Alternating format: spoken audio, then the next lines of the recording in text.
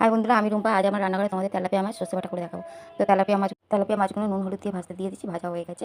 এবারে আমি সর্ষে, সাদা সর্ষে, কালো সর্ষে একটু ভিজিয়ে রেখেছিলাম নুন দিয়ে। এবারে ওই তেলের মধ্যে পাঁচফোড়ন দিয়ে দেবো, একটু হলুদ গুঁড়ো দিয়ে দেবো। তারপর একটা মশলা করে রেখেছিলাম, পেঁয়াজ, কাঁচা লঙ্কা আর ধনিয়া জিরা একসঙ্গে পেস্টটা দিয়ে দিলাম। তারপর পরিমাণ মতো লবণ দিলাম, একটু হালকা করে হলুদ দিলাম, একটু লঙ্কার গুঁড়ো দিলাম। যেহেতু কাঁচা লঙ্কা দেওয়া আছে তাই আমি একটু অল্প করে দিলাম, দিয়ে মশলাটা কষিয়ে নিয়েছি। এবার আমি জল দিয়ে দেবো, জলটা সুন্দরভাবে ফুটে গেছে।